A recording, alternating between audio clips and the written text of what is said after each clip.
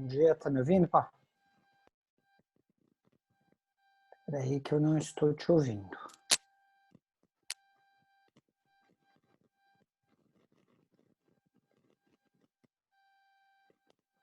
Não estou te ouvindo ainda, espera aí. Agora você me ouve? Agora estou ouvindo. Oi, Patrick. Então, beleza. Bom dia. Oi, Patrick. Não sabia quem que era Johnny, né?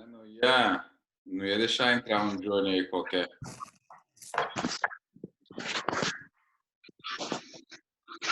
O JP, ó, um cafezinho também. Quem aí já lavou louça hoje?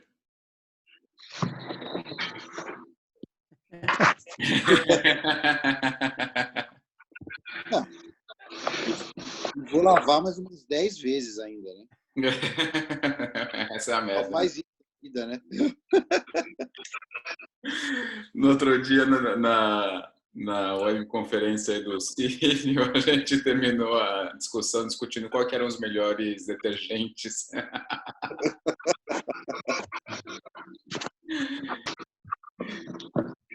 Só o Ramiro que não lava louça, né, Ramiro? Oi. Você nunca lava louça, né? Não, nunca. Eu vou fazer, sou muito ruim para lavar louça, irmão. Você tem uns 10 funcionários para isso, né, Ramiro? É? Você tem uns 10 funcionários para isso, né? Ah, não. Mas tudo certo, irmão. Não. Muito trabalho para mim. Passa. Toma frio? tudo. Tá frio aí, Ramiro? Tá um pouquinho frio, sim. Um pouquinho frio pro Ramiro é 16 graus para baixo, pô. Ele é fresco. Sim. Não, agora acho que amanhecimos como não está nada frio, está 21 graus. Eu tô dizendo que você é fresco, Ramiro, porra. Mas hacía frio amanhã, hacía frio. Se a Mari vai entrar ou se a gente começa? A Mari e a Catiana ou quem mais? Ela tinha me falado que ela ia conseguir entrar. Mas como ela ainda não entrou... Tá. E o seu celular, hein, Patrick? Que deu, hein? Cara, então, é muito bizarro, né, toda essa história. Já cansei. Eu não sei, eu acho que deve ser alguém de dentro que tá fazendo isso. É o mais provável. Sim, claro. Você tá com assim, o seu telefone? é? Você tá com o seu telefone normal? Tô com o meu telefone, mas tudo isso porque eu tenho esse contato dentro da ouvidoria. Então, assim, eu fico entrando no Minha Claro a cada meia hora, uma hora. E... Só um pouquinho, só um segundo.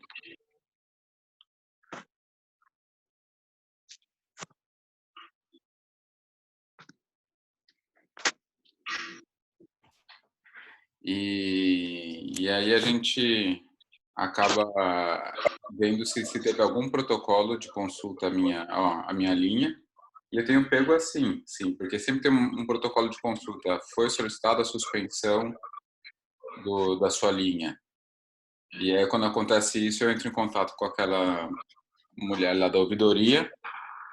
E aí ela acaba me ajudando, desbloqueando esse tipo de ação. Mas está muito estranho, né? Bem estranho. Bem estranho. Ó, a Maria respondeu aqui. Ela Tem falou que ter loja. em 5 minutos que a gente pode ir começando se a gente quiser. Tá. É estranho conseguir mudar o seu número sem ter loja física, né? Como é que mostra o documento para alguém? Então, mas assim, não tem loja física em São Paulo, né? A gente não sabe fora.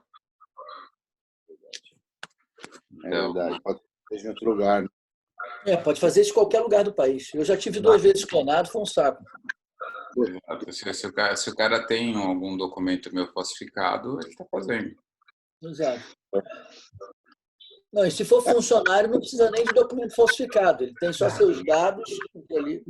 Tem toda a pinta de serviço interno. Não, teve uma das vezes, que eu acho que foi na terça-feira à noite, ou na quarta-feira, que eles conseguiram fazer isso sem gerar nenhum protocolo no sistema. E foi Até bizarro. de dentro. Então, isso foi bizarro. Isso ficou muito escancarado que era alguém de dentro. E aí a mulher da Claro lá ficou também boquiaberta. É bizarro isso, né? Vamos começar aqui, vai. O comecinho é tudo meio igual. Eu vou compartilhar a tela aqui. Ah, falta a Catiane, né? Verdade, deixa eu ver colocar aqui.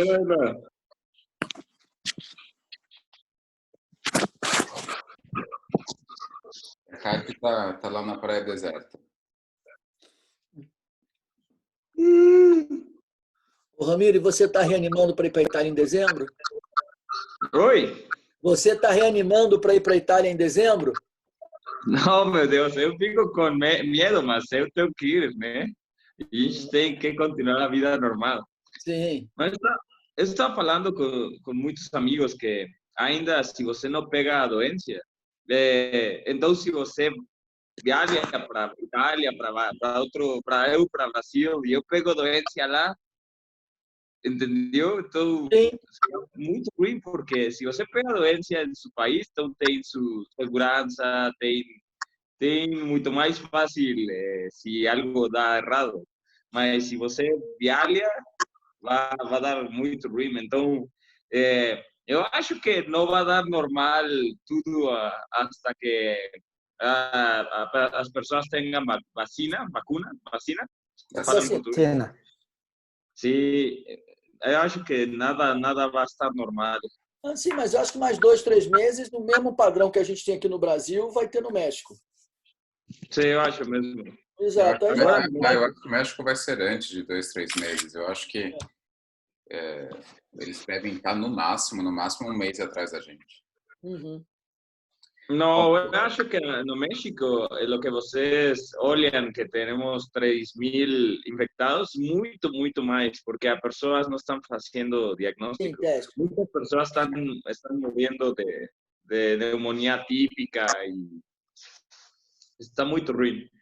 Mas não dá nada para hacer. O governo é muito ruim. Sim. Eu acho que até outubro, novembro, o mundo inteiro já está contaminado e a coisa volta a funcionar um pouco melhor. Sim, acho mesmo. Eu estou torcendo por ter IgG positivo. Pois é, eu quero fazer meu teste. Acho que semana que vem eu desço ao Rio para fazer. 2 assistentes meus já são IgG positivo, sem terem nada. Sério? O meu anestesista também. Assintomático? Assintomático, os 2. Ah, que bom. Ah, isso é o Fleury melhor. tá fazendo, né? O Fleury está fazendo R$720. Não, a gente consegue fazer pela Redditor. O médico que trabalha em Redditor consegue fazer pela Redditor sem pagar nada. Sério? Sério. Que bom. Bem-vinda, doutora Mariana.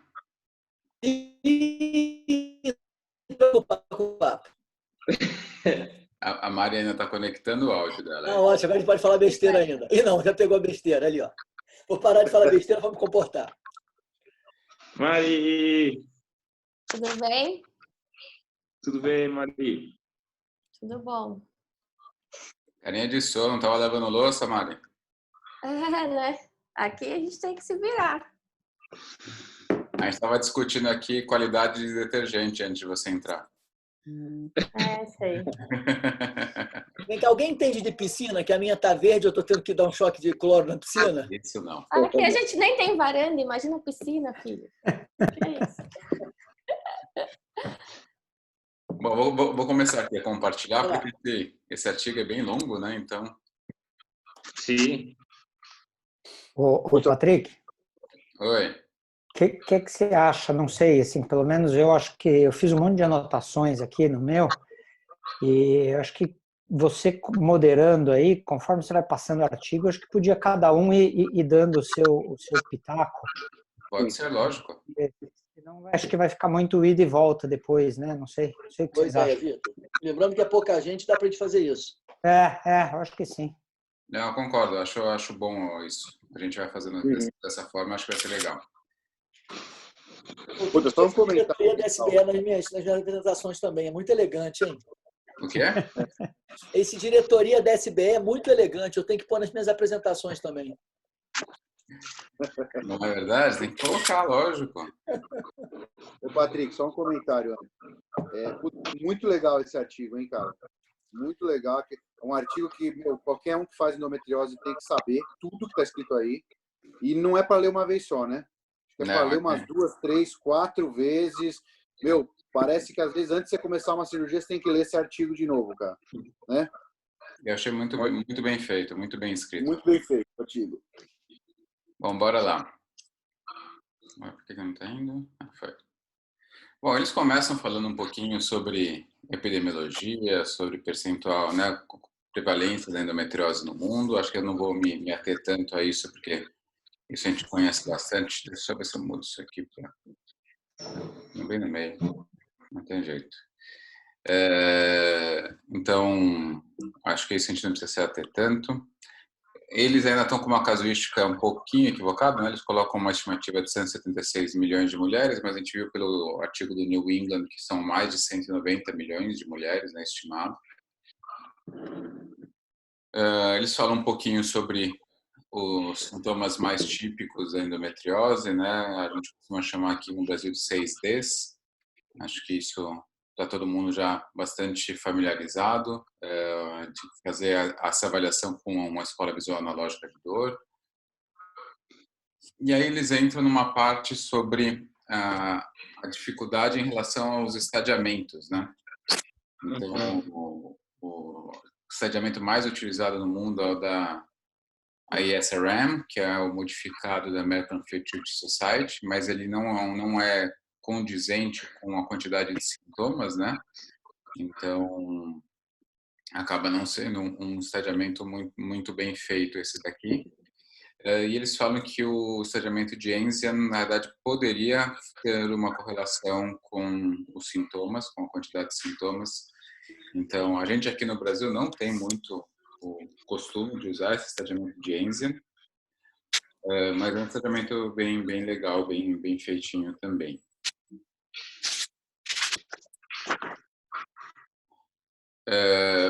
Eles falam um pouco também que as pacientes com endometriose confirmada possuem um score de dor maior do que aquelas pacientes que foram submetidas a algum tipo de cirurgia ginecológica que não era de endometriose, mas existe uma correlação pobre entre o score de dor e a localização e a profundidade das lesões.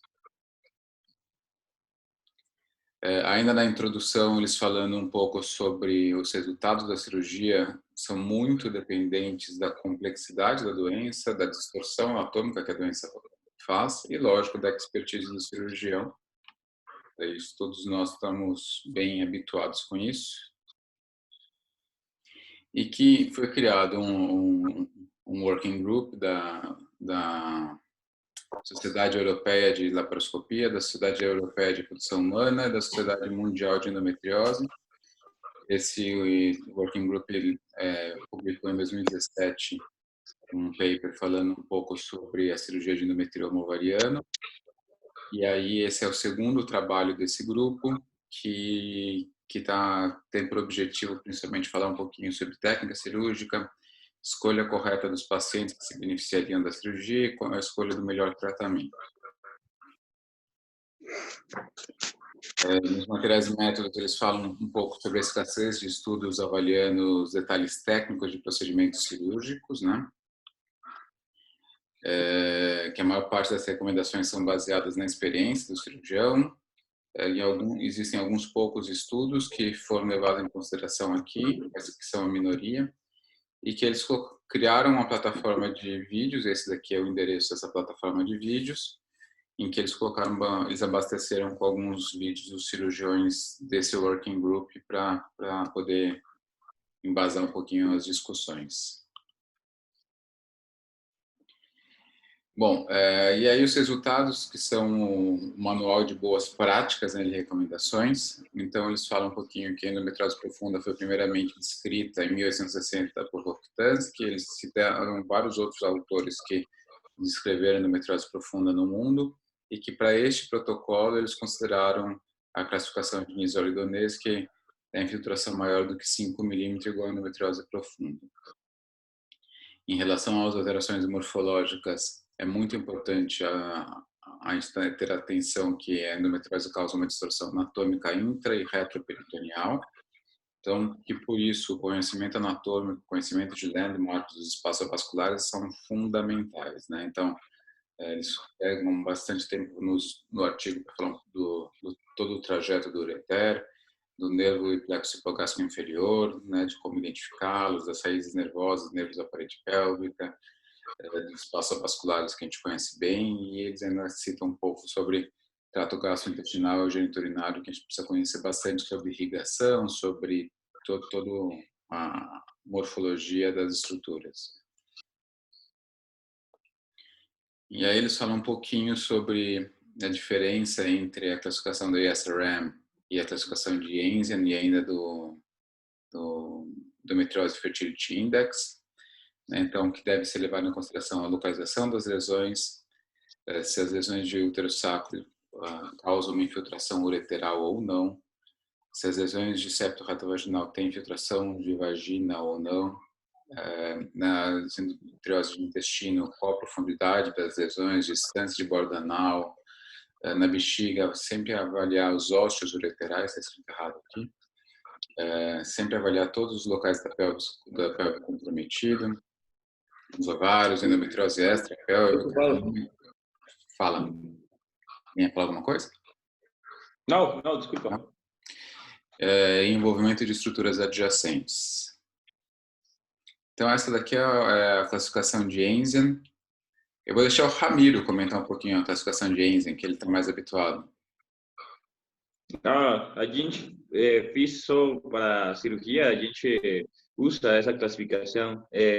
Mas acho que é muito melhor para fazer durante e pré-cirúrgica, para que a gente pueda, o que a gente faz aqui no México, porque a gente não tem ultrassom muito bom, não temos mapeamento, então o que a gente faz é sempre ressonância magnética, e com isso as pessoas podem pré-classificar, mas é mais quirúrgica, eu acho. E depois a gente fala para elas a classificação e o que tem de doença. E se a paciente tem desejo de fertilidade, eu fiz também The Fertility Index. Então, é o que a gente faz. Eu acho bom, mas agora no artigo tem mais classificações ainda. Você viu? Sim. Mas eu acho Enzian a melhor. Aí o artigo comenta as vantagens da classificação e só tem desvantagens que não muitas pessoas fazem classificação, só em Europa.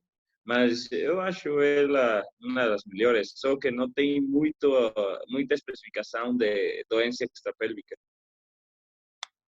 Exato, mas pelo esqueminha aqui a gente consegue ver que é uma classificação até simples de ser feita, né? E bastante lógica, acho bem interessante essa classificação. E aí aqui eles colocam algumas outras classificações, né, que foram feitas, mas eu acho bastante complexas as demais e não existe um score de severidade. Então eu achei, pelo que eu li aqui, eu gostei mais da Enzian mesmo, achei a mais completa, mais fácil de utilizar também. Que vocês acharam desse quadro aqui, dessa tabela? Quem quer comentar? Eu não conheço a Veneza, até pus para pesquisar ontem à noite, mas já estava tarde, não vi, mas me pareceu excessivamente complexa. A da Manchapron são excessivamente simples. Acho que a gente acaba ficando no meio do caminho com a Enzian mesmo, e que se você acaba se habituando, eu vi poucas vezes, mas dá para colocar no laudo e disseminar mais isso no Brasil, acho que fica mais interessante. Eu concordo, eu acho que é bem isso mesmo. Essa Veneza parece ser um tanto quanto complexa de ser feito. Então, ao mesmo tempo, a gente precisa fazer algo completo, mas fácil de ser colocado em prática, né? Se a gente colocar alguma coisa muito complexa para a gente fazer, ninguém vai fazer, né? Então, Exato. Não adianta. Se você não tem uma adesão boa dos cirurgiões, mostra por si só que não é uma boa classificação.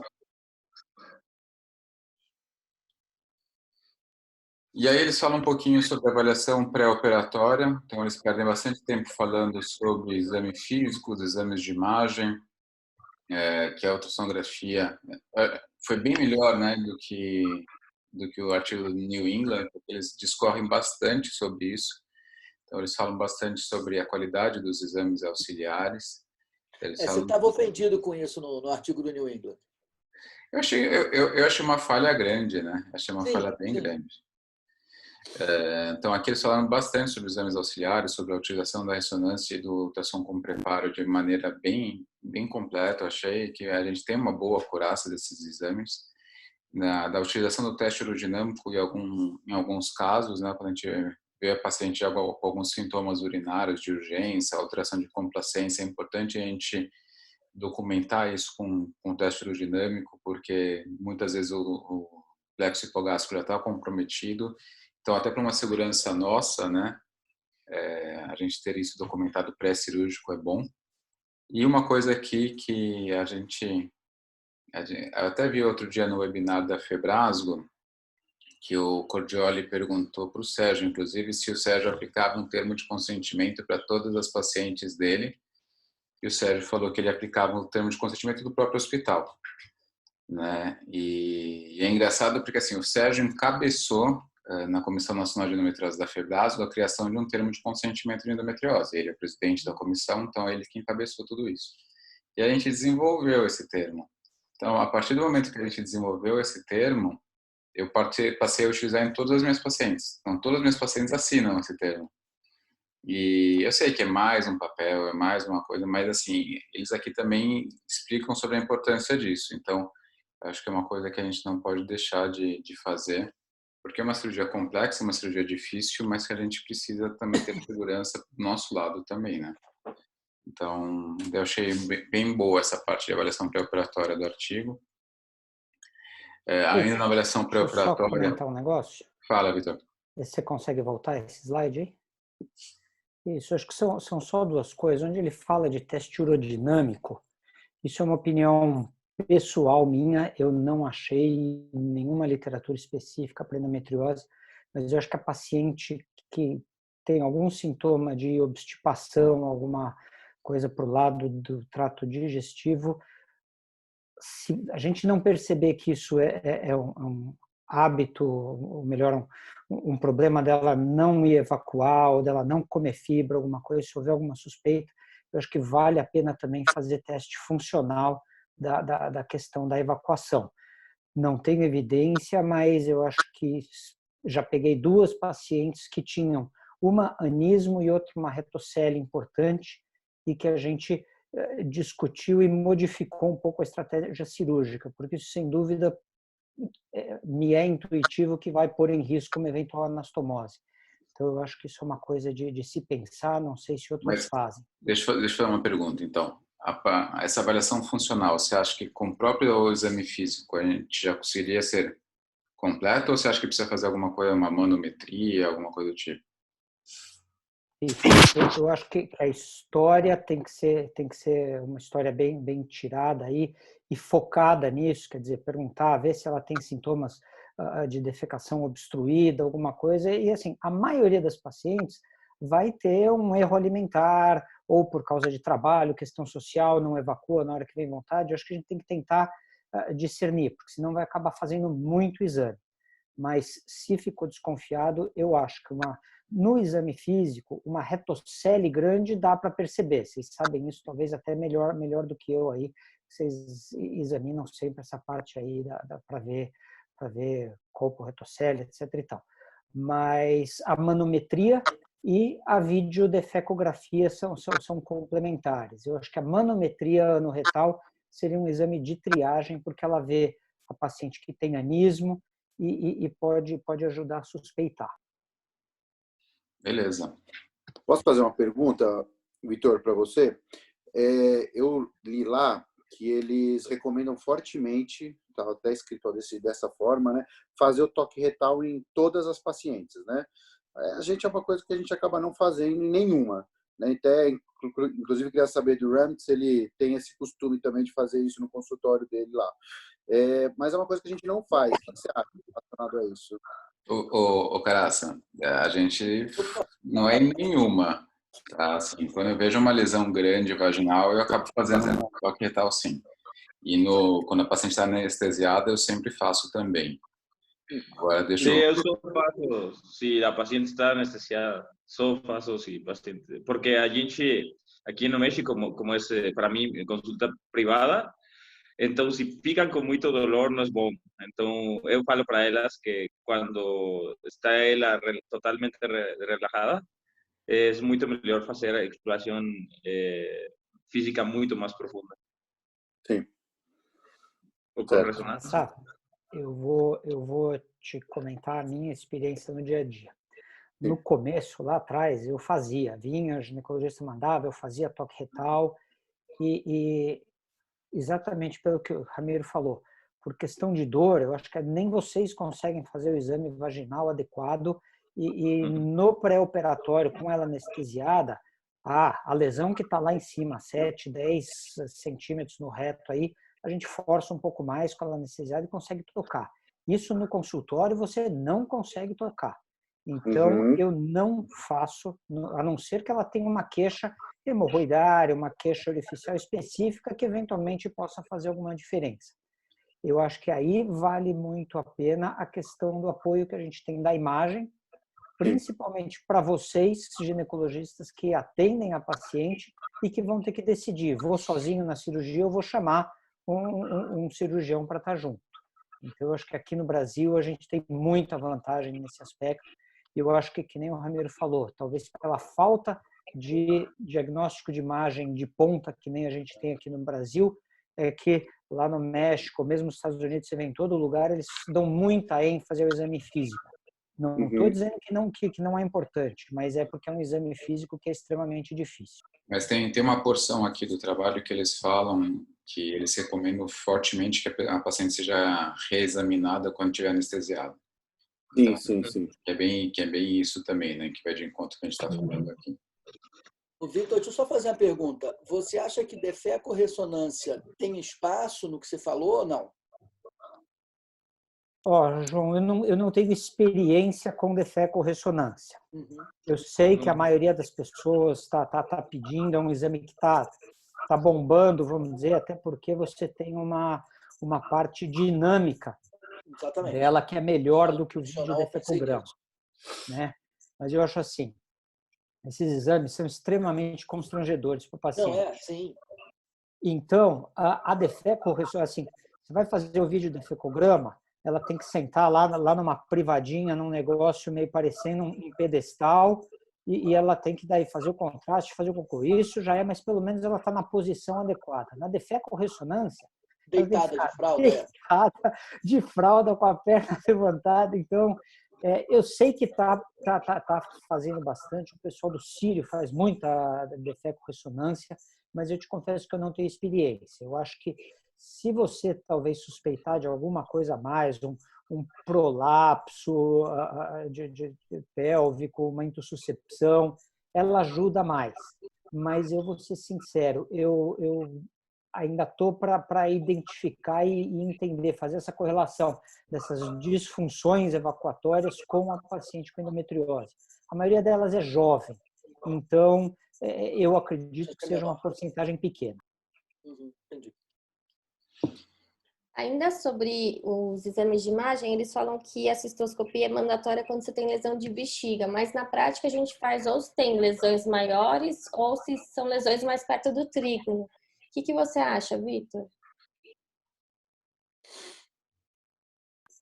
Olha, a gente fez super poucas, isso aí, vamos lá, é mais a minha experiência pessoal do que literatura. Confesso que a parte urológica eu leio muito pouco, mas eu acho que é isso, que nem eu já falei, a gente tem muita confiança nos exames de imagem que a gente tem. Então, isso dá uma certa segurança para a gente decidir se vai chamar o uro junto ou não. Mas o Patrick é testemunha disso aí. Sempre é bom você ter um urologista no plantão à distância na hora que precisar. Mas eu acho que acho que o Patrick, a gente fez o que? 1 ou 2 vezes no máximo aí, não, de rotina não. E daí vem a história também do duplo J também. Eu sei que o urologista adora falar para a gente passar o duplo J, mas não sei a experiência de vocês. Acho que ninguém passa, né? Assim, Eu faço direto. cistoscopia no consultório. Veio qualquer lesão de redondo, em dúvida se tem bexiga, não tem. Eu converso com a paciente, põe um pouco de lidocaína na uretra dela e já faço a cistoscopia. Até para já prepará-la se a gente vai ter que mexer em trigo ou não. É um preditor do tamanho da cirurgia. Se eu vejo aquele nódulo de 3, 4 centímetros mais no topo da bexiga, tranquilo, não preciso chamar o urologista. Mas vai chegando perto do trigo, não tem alguma outra coisa diferente, eu já chamo o urologista. A gente não tem um costume muito de chamar o urologista, né? A gente encara uns bichos grandes de bexiga, mesmo sem o uro. A gente normalmente a gente chamaria o uro mais para reimplante, algo do tipo, e mesmo assim a gente faz, não que a gente gosta. Mas a gente faz a cistoscopia mesmo quando no intraoperatório, antes de começar o tempo abdominal, quando são lesões muito grandes, como a gente fez agora esse ano, enfim, quando são lesões muito grandes, a gente acaba fazendo no intraoperatório mesmo antes de começar a parte abdominal, mas de rotina pré, a gente acaba não fazendo mesmo, a gente confia muito nos exames de imagem. Uma coisa acho que é interessante quando você tem lesão vesical, além de fazer ultrassom, a gente acaba fazendo a ressonância também para ter uma segurança maior em relação a isso, em distância de ósseo e tal, para a gente ficar mais tranquilo em relação a isso. Certo? Certo. Bom, ainda na parte de avaliação pré-operatória, a questão da equipe multidisciplinar é extremamente importante. Então, muitas vezes a avaliação pelo colega da equipe multidisciplinar vai dar uma outra visão, né? Então, o Vitor vai dar uma outra visão em relação a uma lesão de reto, lesão de seco, lesão de ilho, enfim. O urologista, a gente não tem, né, o costume de chamar tanto, mas quando a gente tem já uma certeza que vai fazer um reimplante no pré-operatório, a gente acaba conversando com eles. A nossa experiência aqui de endometriose diafragma é nula.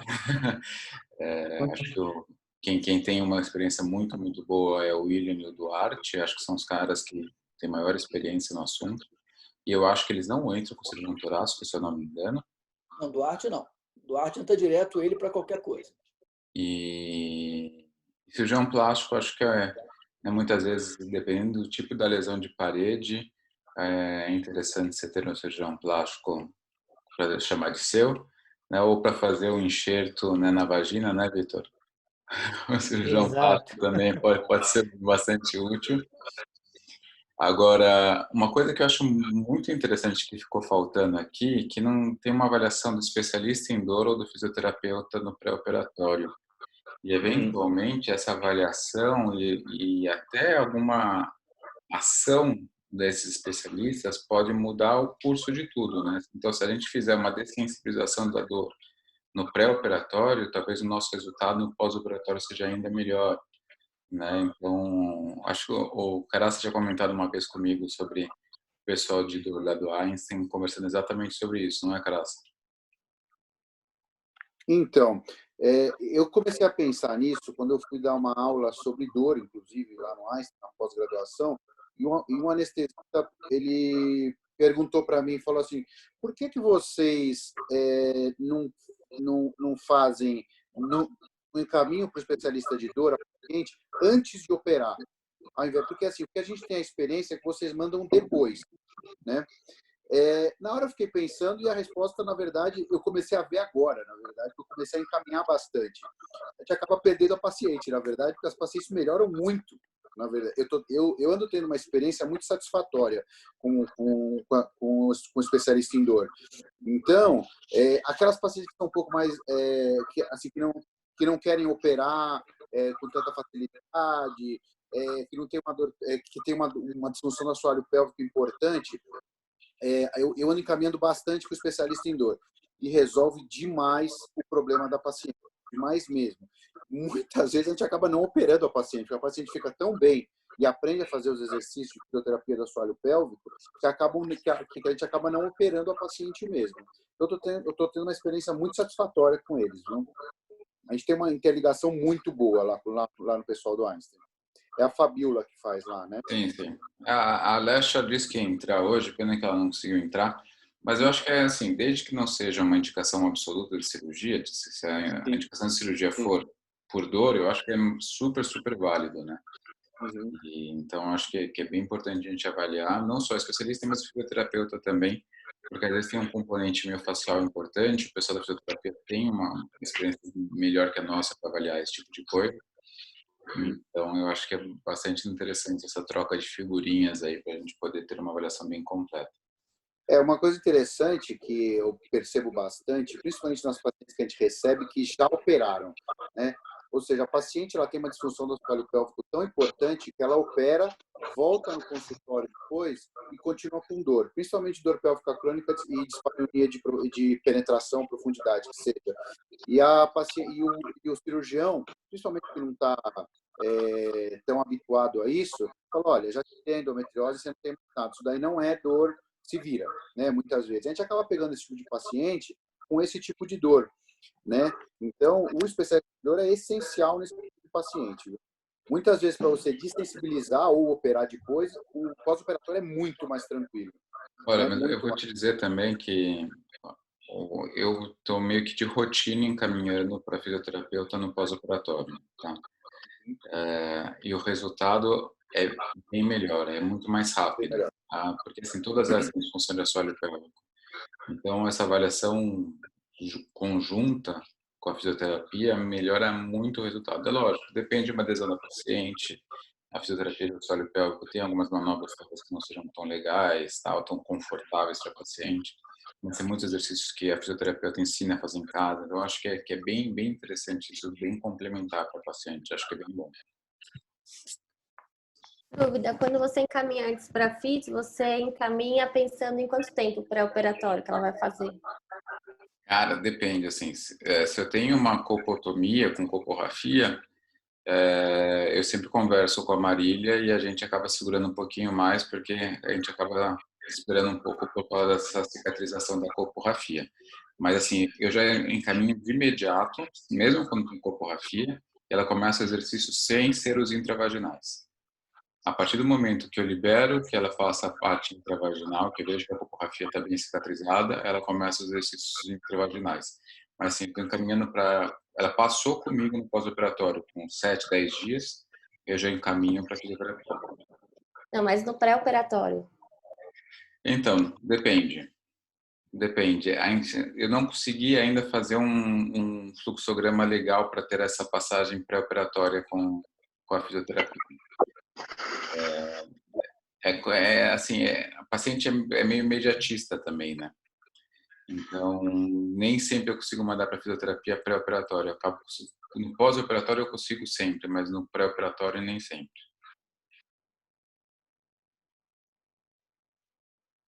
Bom, quando eles falam então aqui sobre estratégias para uma completa e segura excisão, eles começam falando sobre preparo intestinal, que o intestino vazio daria um maior espaço para se trabalhar, né, que fica mais fácil de você utilizar o probe retal, e no caso de abertura do reto, uma menor contaminação da pelve.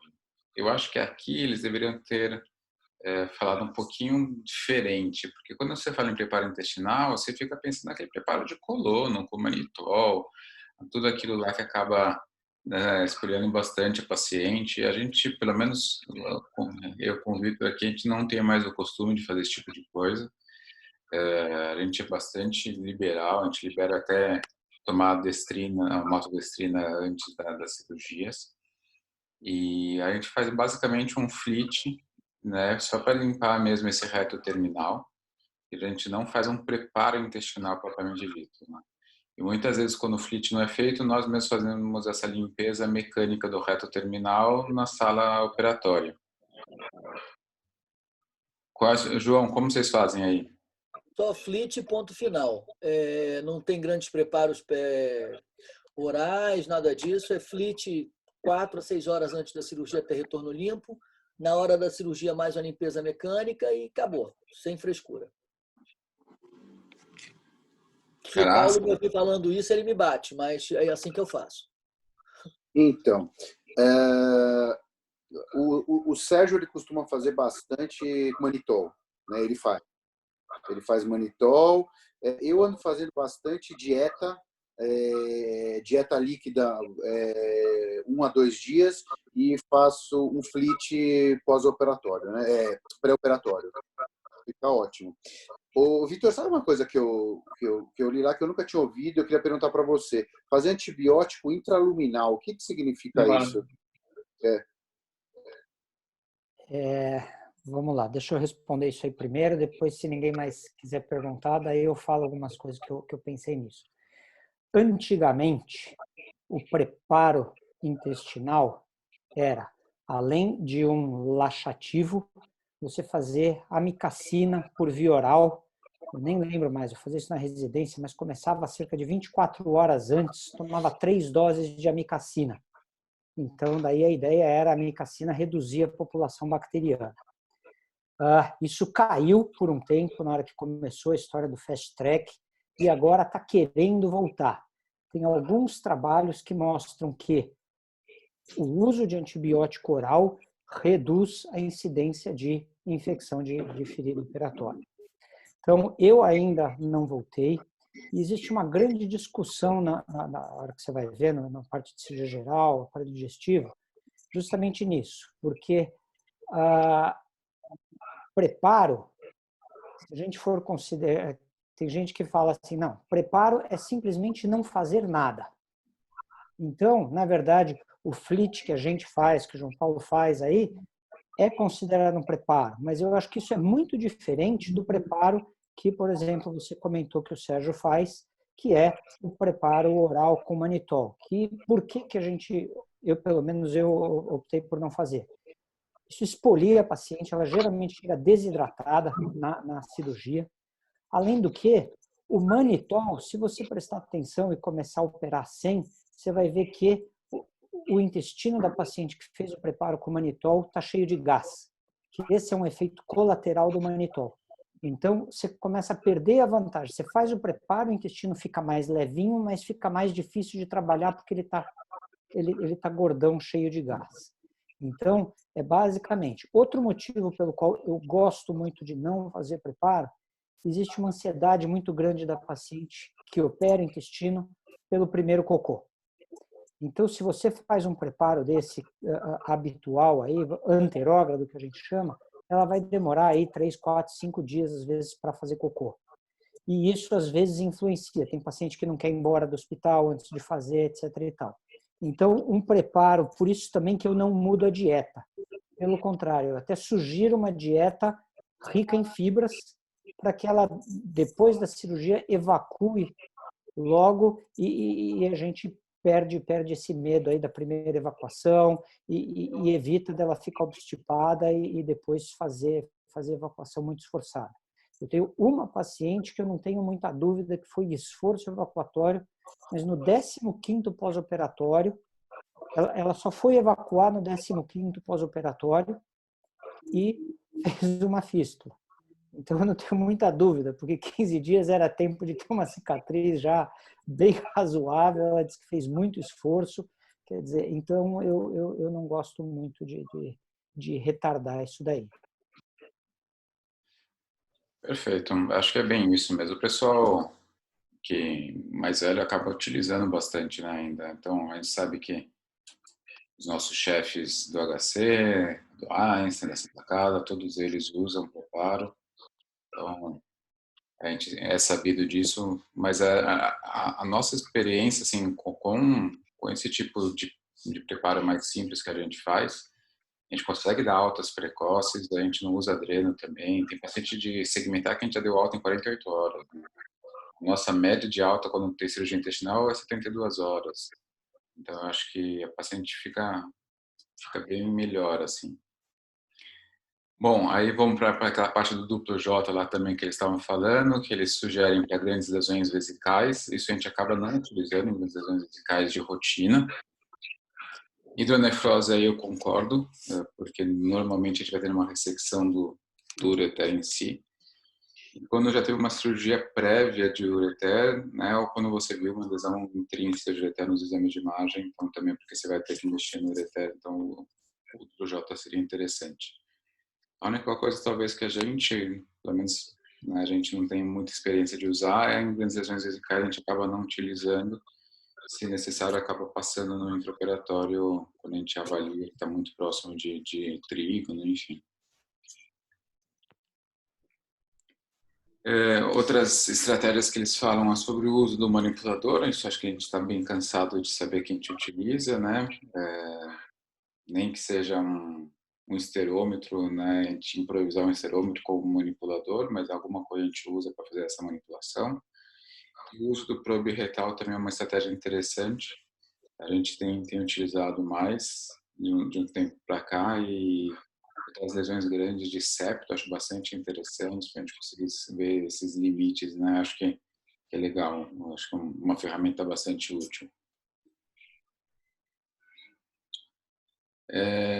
E aí aqui sobre os princípios de você conseguir identificar e tratar, né? Então você conseguir identificar todas as estruturas anatômicas, identificar todas as lesões, avaliar todos os nódulos, né? Então não só o nódulo propriamente dito, mas a fibrose em si, a aderência, a distorção anatômica.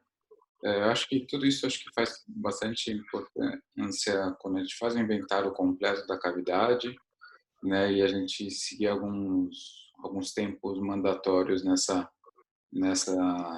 cirurgia. Então começar do normal para chegar no anormal, começar do que está mais fácil para ir para o mais difícil. Acho que são pontos que a gente consegue fazer e seguir, e sempre ter por objetivo a ressecção completa das lesões, mas também a gente sempre pesar sobre radicalidade, né, e comorbidades, né, que a gente pode causar nessas pacientes. Então a gente sempre tem que levar isso em consideração e conversar isso com a paciente também no pré-operatório. Também a gente vai levar em consideração sempre a idade da paciente. Então é muito diferente uma paciente que a gente vai operar de 20 anos do que uma paciente de 47 anos. Né? O desejo reprodutivo, a essência ou não de prole constituída, a ressecção completa versus prevenção de danos.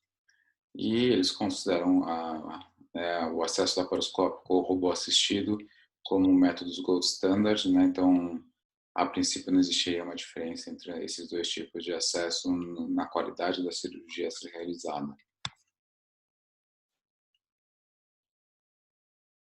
Acho que só voltando aqui, fala só um pouquinho. Então, eu acho assim... Só fazer uma pergunta? Fala. Nessa parte do artigo, eu até queria saber da opinião de vocês. É uma coisa que, tudo bem, graças a Deus a gente faz muito pouco isso, mas eu queria saber a opinião. Quando ele falou para minimizar risco de intercorrência pós-operatória, não realizar a cirurgia, por exemplo, fazer reimplante ureteral e fazer retsigmoidectomia. Assim, o que vocês acham a respeito disso? Fazer em vários steps, né? Porque assim, pelo que eu entendi, ele opta em reoperar paciente posteriormente para poder fazer isso, né? E é um princípio básico que a gente tem, é não reoperar paciente, né? Eu queria saber o que vocês acham disso. Eu sou bem contra isso. Na realidade, o nosso princípio básico é o one-shot surgery, né?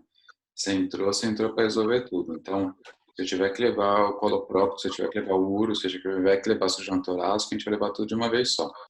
Acho que a única, talvez, o único caso que talvez a gente pensasse em fazer em dois tempos, seria quando você tem uma lesão de diafragma e uma lesão de reto, porque apesar da chance de uma fístula de reto ser baixa, ela existe.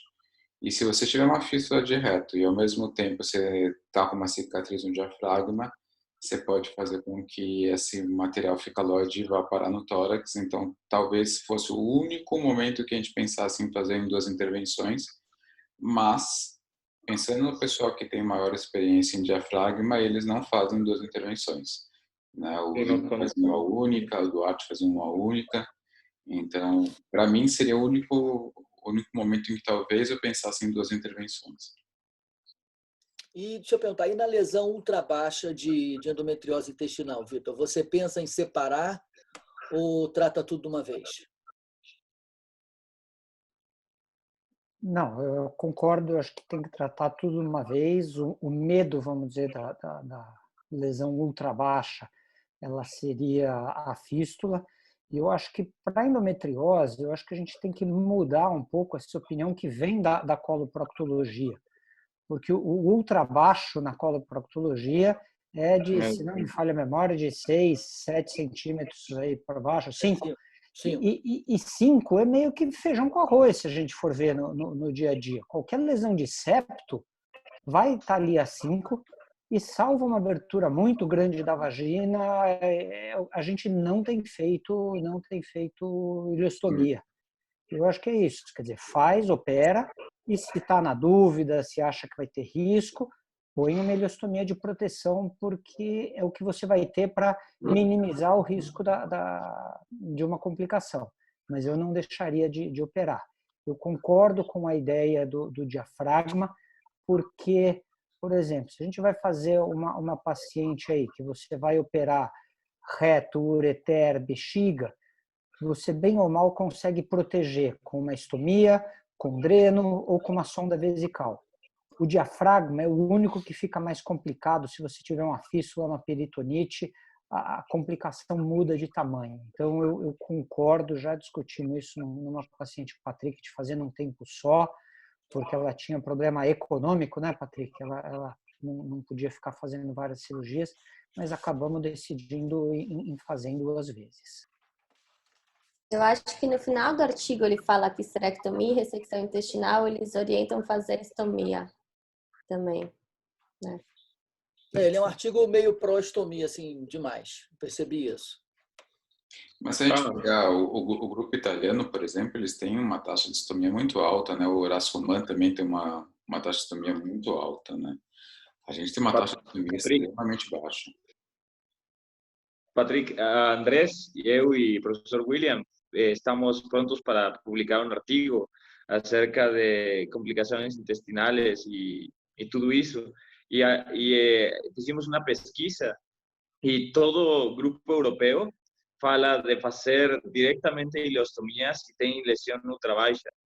Mas tem outro grupo, acho americano, não lembro, que tem muitas pacientes e eles nunca fazem ileostomia de proteção e não tem muitas fístulas. Então, está muito interessante como o que eles fazem versus o que a Europa faz. E tem muita estadística diferente. Mas o professor William falou que se tem lesão ultrabaixa, não tem, se a técnica quirúrgica é muito boa, ele acha que não tem muita incidência de fístula, mas a pessoa vai ficar denervada, não vai ter vai ter muito problema nervoso, se fala, não sei como falar em português. Entendeu? Sim, de controle e tudo. A gente, o ano passado, a gente fez uma estomia numa paciente que a lesão era uma lesão de 3, 4 centímetros da borda, mas que teve uma ressecção de vagina muito, muito grande. Então, a gente acabou ficando receoso e a gente achou por bem fazer e a paciente acabou evoluindo super bem. A gente reconstruiu o trânsito até precoce, né, Vitor? E ela evoluiu muito, muito bem. Mas você sempre faz ileostomia de proteção com lesão ultrabaixa também? Não. Nesse caso foi porque a lesão era ultrabaixa e ela tinha uma lesão de vagina muito grande. Então, a abertura vaginal foi muito grande junto com essa lesão ultrabaixa. Como as duas cicatrizes iam ficar em íntimo contato e era uma lesão grande de vagina também, a gente acabou optando por fazer. Mas não é nosso protocolo fazer. Normalmente isso não ocorre, de ter uma abertura tão grande de vagina junto com uma lesão ultrabaixa. Não é comum. Mas a gente acabou fazendo esse caso de exceção, evoluiu bem, mas não é o nosso protocolo fazer estomia, não. Então, no Brasil, não faz ileostomia de proteção muito? Nos grandes grupos, eu não conheço ninguém que faça de rotina estomia, não. Tá perfeito. Deixa eu Pergunta, só... aproveitando essa brecha aí. E o mental flap ou cola biológica, alguma outra estratégia para reduzir a chance dessa fístula? Ramiro, você que vai publicar isso, Vitor, Mário, Daniel, qual é a experiência de vocês? Lo que a gente encontrou é que tem muita... Eu não lembro se foi Basot, que tem como 1.200 pacientes com lesão ultrabaixa. Agora eu vou mandar para vocês o abstract, mas não publiquem. Mas está muito interessante porque ele tentou tudo e não encontrou muita diferença entre o mental flap, entre... Que mais? A última revisão que eu fiz, eu não consegui ver diferença de nada. Eles desistiram. Não tem muita diferença. Então, depende muito como protocolo. Eu encontrei muito interessante que o professor Mário Malzoni tem mesmo um artigo e ele falou que se lesão ultrabaixa é muito melhor fazer ileostomia de proteção. Eu pensei que ele ia fazer não ileostomia de proteção, sino tudo em um procedimento, mas seu grupo falou isso. Então, encontrei muito interessante. Mas tenha muito melhor incidência que acho era Basot. Eu vou pesquisar. Não sei o que você acha. Fala, Vitor. Vitor está se coçando aí. Não, deixa eu ver se eu lembro tudo aí. Eu acho assim, essas medidas de ajuda para reduzir o risco de fístula, então tem cola de fibrina, tinha uma época que tinha umas polaininhas que você punha no grampeador também, tem um monte de coisa. Na literatura de cirurgia geral, não mostrou nenhuma diferença. O que importa mesmo é a tensão da anastomose, qualidade da irrigação, quer dizer, aquelas coisas básicas que todo mundo conhece para anastomose em qualquer lugar do corpo. O que eu acho e isso a gente já fez algumas vezes, se a gente tem uma abertura maior da vagina e teve uma ressecção de reto, nem precisa ser necessariamente ultra baixa, e o aumento desce lá com facilidade, está lá, é de graça, não tenho medo de mergulhar ele lá e vamos dizer, eu acho que é melhor do que qualquer outra substância porque é um tecido vivo. Então, ele vai ajudar a bloquear a circulação sanguínea para a infecção e tudo. Então, eu acho, tirando essa última paciente que a gente fez um flap de aumento aí para tampar um buraco e ela fez uma hérnia interna, né, Mari? Muito flap. Tá. A gente precisa repensar de onde a gente errou. Vocês levantei... dão ponto nesse aumento lá embaixo ou não? Chega a fixar o aumento em volta ou não? Se é fácil, eu acho que vale a pena, porque você nunca sabe, né? Depois que mudou, aquilo lá pode subir, né? Mas assim, um pontinho, coisa simples. E eu levantei outro dia, consegui, não é nem um levantamento científico, mas de 2014 até fevereiro agora, eu entrei em 469 cirurgias de endometriose. 300 e poucas tiveram intestino. E só teve uma ileostomia preventiva. As outras foram 4 por conta de fístula. Então, quer dizer, e essa uma foi essa que o Patrick comentou aí. Eu ouvi essa semana o Marco Bassi falar um negócio numa outra aulinha aí que eu achei interessante, eu preciso ir descobrir, mas o conceito me pareceu legal. Que ele chama de ileostomia fantasma. Não sei se alguém já ouviu falar, que é passar uma sondinha e deixar a sondinha... Ele deixa pronto ali do lado, se precisar ele puxa. Eu achei esse conceito interessante, eu vou tentar estudar um pouquinho, mas eu acho que é um conceito interessante para você dar uma chance para a paciente sair sem a ileostomia de cara. Eu acho que nessas pacientes que são jovens e que muitas delas estão operando para engravidar e às vezes estão ali no limite da idade, uma complicação importante com ileostomia às vezes pode atrapalhar e retardar em até 6 meses, 1 ano, ela começar a partir da fertilização. Então, eu acho interessante isso daí. Vitor, e para essas pacientes que são ultra baixa, dreno obrigatório para todas? Não. não uso dreno, a gente é muito seletivo. Eu acho que a principal indicação do dreno é se alguém que está na cirurgia ou se instrumentadora falarem vai por dreno. Aí fica todo mundo com a consciência pesada e acaba pondo. Mas eu acho que se você precisar do dreno porque você está com medo da tua anastomose, é melhor você refazer a tua anastomose porque ela não está boa, ou você vai lá e põe a ileostomia. O dreno, eu acho que dá uma falsa sensação de segurança. Então, eu vou usar, a maioria das pessoas que põem dreno de rotina comenta que tira esse dreno com 3 a 4 dias. E a maioria das fístulas aparece de 5 a 10 dias. Então, não tem muito sentido você pôr o dreno 3, 4 dias e dizer que ele protegeu a tua fístula. Entendeu? Eu acho que você tem um limiar muito baixo para qualquer febre, dor, qualquer queixa dessa doente, traz ela de volta para o hospital, faz uma tomografia e daí, bom, se o estado geral está bom, a gente, infelizmente, ano passado ganhou uma experiência razoável com fístulas. Eu acho que eu estou muito mais tentado agora a fazer tratamentos percutâneos do que levar de cara para a cirurgia e fazer ileostomia. Mas eu já fiz de tudo, ileostomia e lavagem, já fizemos colostomia, porque a anastomose desmontou inteira, só drenagem, e a gente teve, ano passado, 2 doentes que trataram muito bem com tratamento percutâneo, e uma nem percutâneo precisou. Percutâneo que você fala, passa, deixa um dreno, antibiótico, dieta zero. Punção percutânea guiada por tomografia. Aí, geralmente, o estado geral dela está razoável, tá bom, ela não está séptica, tem uma febrícula, uma leucocitose, uma dor abdominal, e você, na tomografia, identifica uma coleção muito bem delimitada. A gente tem tido acesso a bons radiologistas intervencionistas e eles, basicamente, conseguem funcionar qualquer coisa. E aí deixa o pigtail lá. Deixa o pigtail lá. Eu tive 2 deixa dessas. O pigtail, isso.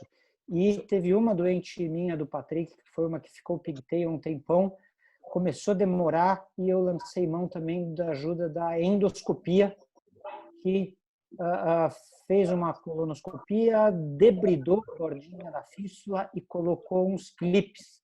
E isso, caso único, mas acelerou muito o fechamento da fístula. Então, eu acho que talvez na próxima que dê para fazer esse tratamento clínico, eu não vou demorar muito para envolver também o pessoal da endoscopia para tentar acelerar o fechamento. Ele se debridou a borda da fístula para deixar tecido de granulação e clipou ali para tentar aproximar. Legal. Exato. Foi isso que ele fez. Ele foi lá com a pincinha de biópsia, debridou, colocou um clipe, uma fístula ali que tinha 3 milímetros quando a gente fez a colonoscopia. Uma semana depois, o buraco tinha menos de 1 milímetro. E daí ele ainda pôs um outro clipe, e daí, 2 dias depois, acabou tudo, o doente tá... Para terminar essa apresentação, eu mostro as fotos, Vitor. Eu tenho as fotos aqui no computador. Muito legal. Bom, ainda falando sobre prevenção, medida de prevenção em uma cirurgia de longa duração, eles falam sobre a profilaxia de trombose, aquecimento da paciente, peneiras do tipo bota, e eles falam para usar compressão pneumática, examinar a paciente com anestesiado, antibiótico profilático, e eles falaram sobre aquela parte intraluminal também que o Vitor já falou. Quando eu entrar na pelve, uma inspeção sistemática da pelve, e a posição dos trocáteres auxiliares vai depender da localização das lesões, né? Normalmente a gente faz os fósseis ilíacos e suprapúbica, mas eu sei que tem muita gente que faz do flanco, depende se você for fazer diafragma, a punção vai ser diferente, enfim.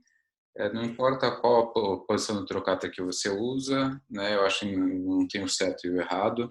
Eu acho que tem que ser aquele que você está mais habituado a fazer e que você consiga acessar de maneira adequada todas as lesões da pelve.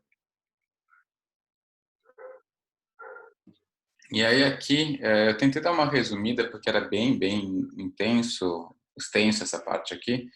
Então, de um modo geral, para todos os tipos de cirurgia, os primeiros passos são meio que iguais, né? Então, se posicionar bem, né, a região uterina, usar um manipulador, probe, fazer uma lise das aderências ovarianas, fazer suspensão temporária de ovários, eles colocam como em todos os casos, né, mobilização do sigmoide através da linha de Told, ureterólise em todos os casos, né, eles colocam, e a lise de aderências intestinais também. Então, acho que isso é uma coisa bem importante, porque acho que isso que a gente acaba basicamente o que a gente acaba fazendo mesmo em todos os casos, esses primeiros passos. Acho que é importante isso. Eu sei que tem pessoas que não fazem a ureterólise, eu sei que tem pessoas que não fazem suspensão temporária de ovários, mas para nós que estamos habituados a fazer dessa forma, eu acho que a gente tem um ganho em velocidade e em segurança muito, muito bons. E ainda falando de lesões de ligamento útero-sacro, né? Eles colocam como a abertura dos espaços pararetais são super importantes, né? Então a gente procurar espaços vasculares, a gente precisa mesmo, porque isso vai nos ajudar, né? Então são ensinamentos do professor Baties, né? Do Follow the Bubbles. E aí eles citam aqui no trabalho o artigo que o Ramiro faz parte, né? Do Kondo, sobre a reverse technique para a ressecção da lesão retrocervical, de modo que eles falam que a grande vantagem desse método é que se você tiver uma lesão intestinal, essa lesão ocorreria no final da ressecção do nódulo, então você teria menor contaminação da pelve por isso. Aí eles falam também sobre o Possobre. Ele é um cara muito bom em nervos, mas ele é um cara muito bom em parte vaginal, né? Ele é um dos poucos que fazem Chalta ainda. Eu vi uma vez no 2011, eu acho, 2010, no Congresso Europeu em Barcelona, ele fez uma cirurgia ao vivo de um Chalta, e é algo que a gente não está habituado a ver, né? Então, o Possover coloca também que a ressecção do nódulo vaginal, do nódulo retrocervical, pode ser feito por via vaginal também, é algo que a gente não tem uma experiência. Eu não me sinto seguro em fazer essa abordagem vaginal. Eu acho que a abordagem laparoscópica acaba sendo bastante mais segura do que a vaginal. Patrick, deixa eu fazer um comentário aí. Essa ressecção de nódulo mais vaginal, você costuma usar, todo mundo costuma usar o probe vaginal, né? Ou tira, coloca um probe retal perto, etc. Você já experimentou usar válvula de Braschke intravaginal? Não. Pois é, principalmente em acessos mais laterais, eu viro um pouco a válvula, eu tiro o manipulador, ponho a válvula e eu acho que tem me ajudado mais a delimitar o início do nódulo. É uma dica a mais que pode servir para alguém aí. Não, muito bom, porque ele tem a forma, né, de um delineador de cúpula, né? Acho Exatamente. E você consegue rodar, empurrar, ampliar mais. Eu acho que você ganha jogo, às vezes, usando uma válvula de Braschke nesse momento. Bom, é interessante. E se a gente estiver usando, por exemplo, um Clermont-Ferrand, você pode usar o delineador de cúpula também para te ajudar nessa parte, né? Cara, eu nunca usei um Clermont-Ferrand na minha vida. Não. Não? Não, eu uso para esterectomia Vequer, se não qualquer manipulador pequeno com cromotubagem. Sempre cromotubo paciente fora esterectomia. É que assim, é muito bom, viu? o Clermont-Ferrand ele é muito bom para esterectomia, mas ele tem um limite de que se o útero for um útero pequeno, é meio trambolhão usar, meio difícil utilizá-lo, e aí o Viquer talvez tenha sua vantagem em úteros pequenos. Eu sou fã do Vequer pela facilidade, porque Clermont-Ferrand vou ter que fazer um pós-doc para aprender a usar aquilo. Então, normalmente eu opero com... Eu te mando um videozinho que eu fiz para minha instrumentadora. Pois é, como eu opero às vezes com um auxiliar só, acaba a instrumentadora ficando no manipulador, entendeu? Então é mais difícil. O Clermont você vai precisar pôr alguém entre as pernas, é mais uma pessoa em campo, às vezes não dá para fazer isso. Mas me manda um vídeo, quem sabe eu aprendo um dia. Te mando o videozinho depois. Professor Armando Romeu, narrando. Ô, Patrick, deixa eu fazer uma pergunta para o Ramiro, já que ele é autor aí do trabalho. Eu nem tinha visto, eu baixei hoje de manhã rapidinho, mas não tive tempo de ler. Ramiro, vocês têm algum critério para escolher fazer a ressecção primeiro do tórax e deixar a lesão grudada no reto, ou soltar o reto primeiro e depois ir para o tórax? Eu acho que o professor William, lo que ele falou para mim quando a gente estava aprendendo com ele, é que depende do tamanho da lesão e também, obviamente, se a lesão está muito perto, muito longe do ordenado. Mas ele sempre faz técnica reversa, porque quando você desgruda tudo, faz tudo primeiro de cervix e fornix vaginal, a lesão fica muito manipulável, então tem muita melhor facilidade para poder fazer um shaving ou fazer um discoide depois, mas o professor William sempre faz a lesão intestinal e ele já tem ideia de que vai fazer. Então, uma vez que a lesão fica grudada em intestinos e ele vai fazer segmentária, deixa aí e faz prepara intestino e depois hace mini laparotomia e faz segmentária. Mas se ele vai fazer shaving, isso é muito mais fácil para fazer shaving e depois ele pensa se vai fazer disco ou não, só shaving e sutura. Então, não tem como tal uma indicação, ele sempre faz técnica reversa. Vocês usam, ou ele usa sempre o probe, porque minha maior dificuldade soltando primeiro, deixando o reto solto, é justamente daí você tentar trabalhar num reto que está mexendo para lá e para cá. Eu, hora que li ali, eu tenho o probe, eu acho que a gente usa menos o probe do que a gente poderia, mas eu acho que talvez se usar o probe sempre, daí talvez fique mais fácil trabalhar com reto, mas sem probe e com o reto solto, eu gosto muito do reto preso lá no tórax, isso me facilita muito para fazer o shaving. Queria saber se vocês usam sempre. Sí, es muy interesante porque cuando profesor LeBlanc y Michel Canis, ellos desarrollaron la técnica y ellos tienen ya una incidencia que si ellos dejan a doencia pegada en el torus, tienen mucha más facilidad de hacer lesão de rectal inadvertida. Então, é muito interessante o que você falou, mas o que eles falam é que se você desgruda tudo, então é muito mais manobrável e muito mais fácil fazer shaving. Mas eu acho que depende muito de lo que você está acostumado, né?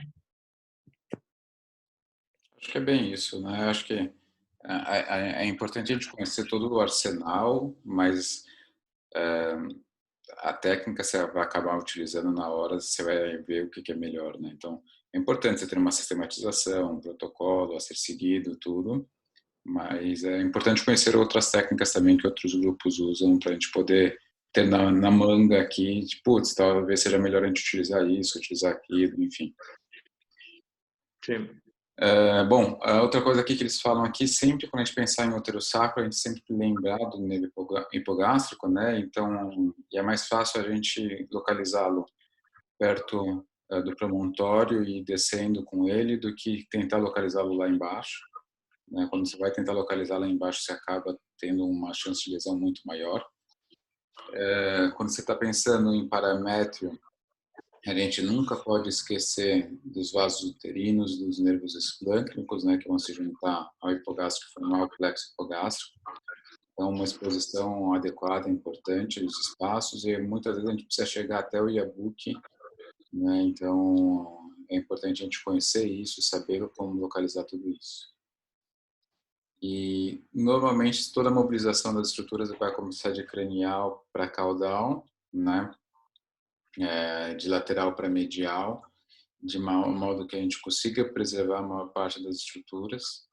Então, sempre quando você tiver uma lesão de endometriose que você vê lá que está envolvendo a face endopélvica e parece que está ultrapassando a face endopélvica, talvez aquele acesso que é mais comum ser feito na cirurgia oncológica, né, talvez seja interessante a gente fazer também da abertura a lateral às ilíacas, para que a gente consiga acessar o obturatório, pudendo, ciático e tudo mais, e a gente conseguir preservar essas estruturas, porque quando a gente vê, principalmente quando a gente faz curso em cadáver, enfim, a gente vê que a proximidade é muito, muito grande. Então, assim, quando a gente está mexendo na fossa ovárica, né, e a gente tem o costume de ressecar as lesões de fossa ovárica quase sempre, aliás, sempre, né, que a gente tem endometrioma ovariana, a fossa ovárica está comprometida, quando você faz esse estudo, essa correlação em cadáver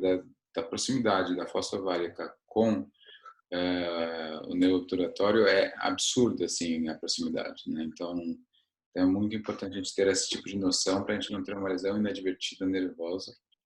Aí a gente sabe que são poucas as pessoas que realmente têm esse costume de fazer essa avaliação mais lateral.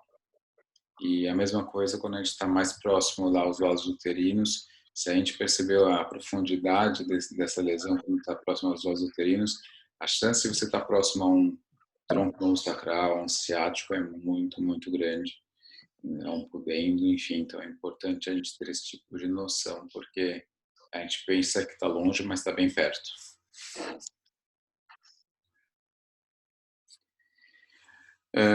Quando eles falam então de reto, eu acabei deixando muito mais as fotos que eles colocaram do que qualquer outra coisa, então os primeiros passos são os mesmos, mas a gente saber, eles acabam falando aqui sobre o grampeamento circular, sobre o shaving, sobre a segmentar.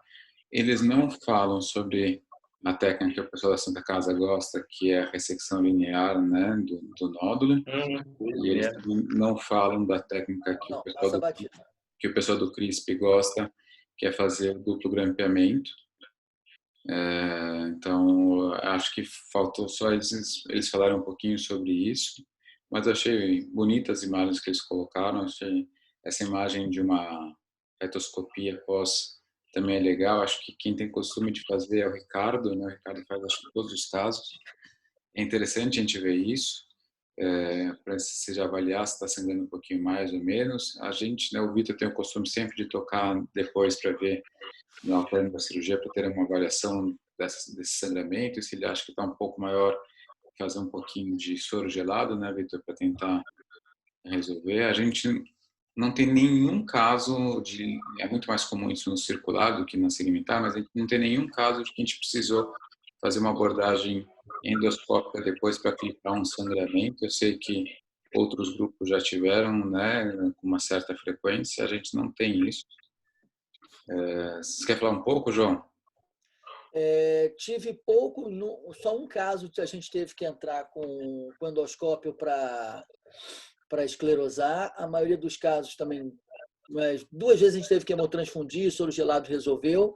Agora, realmente, na Santa Casa, o grupo do Paulo, eles têm pavor completo e absoluto desse sangramento retal, e eles colocam como principal complicação e o que mais assusta eles. Na minha casuística, poucas vezes a gente teve isso, e cada vez mais eu já vi o Ricardo fazendo essa retoscopia, inclusive ele pega a própria ótica e põe pelo ânus e dá uma olhada.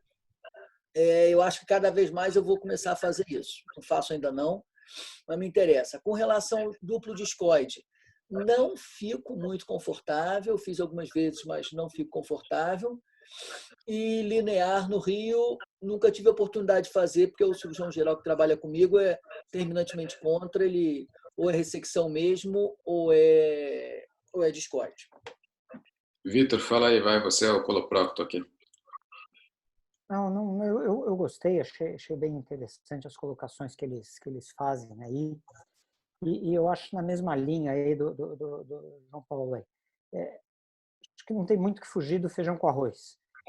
Eu acho que o shaving, como era antigamente, de tirar, abrir a muscular externa e suturar, isso está mostrado que dá muito trabalho e acaba tendo mais complicação quando comparado com o discoide. Então, a gente tem tentado reduzir o tempo perdido tentando fazer um shaving, e ou vai logo para um disco ou vai para uma ressecção. Eu acho que os resultados, você ganha tempo operatório e o índice de complicação não é tão diferente. Duplo grampeamento da mesma lesão, que nem o pessoal lá do CRISP faz, eu fiz 1 ou 2, não tive problema, mas também, eu acho que se a lesão é um pouquinho maior, por que não fazer logo uma ressecção segmentar, porque você não vai ter cruzamento de linha de grampo. Eu acho que isso é bem favorável a isso. Funciona, mas dá medo. Você não dorme tranquilo com duplo grampeamento. Eu não consegui. Concordo. E quanto à estratégia do Paulo, eu acho ela interessante, mas eu vou ser sincero. Por conta do risco de como você está fazendo uma secção longitudinal no reto, aumenta o risco de você fazer estenose, especialmente se estiver mais perto aqui da transição ou no começo do sigmoide.